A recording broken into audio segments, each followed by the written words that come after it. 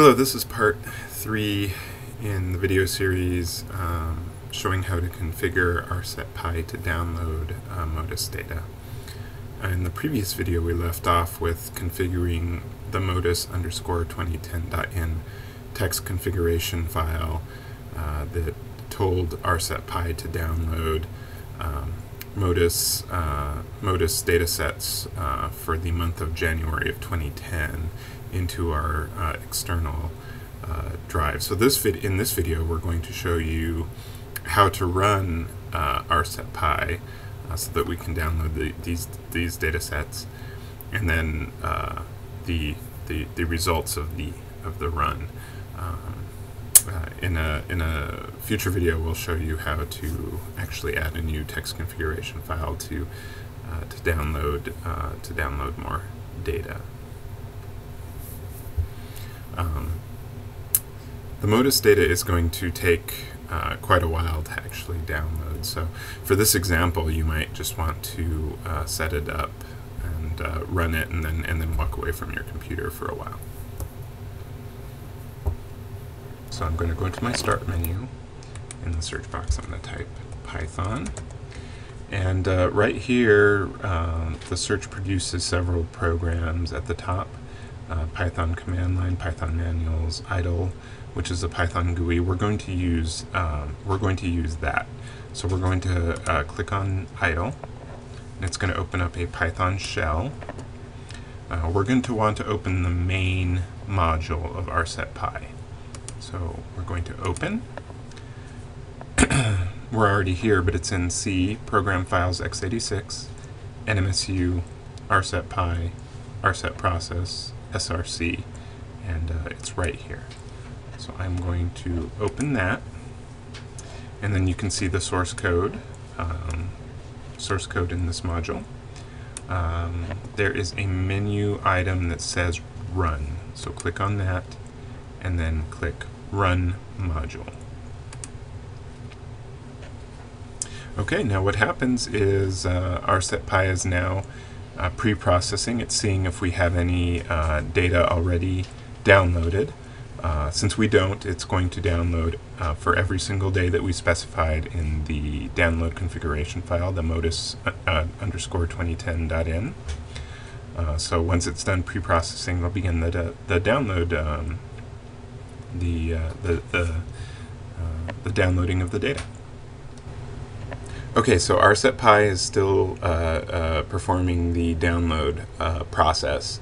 So I'm going to go ahead and just assume that once it's done, it'll exit safely, and we'll have our full month of data.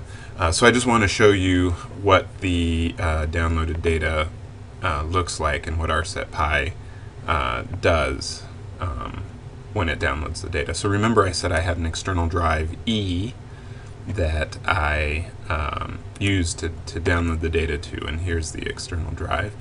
So I'll open it up, and as you can see, RSETPy has created the 2010 directory. It's created the 01 directory for the month of January, and then it's created 1 through 31 for each day of the month.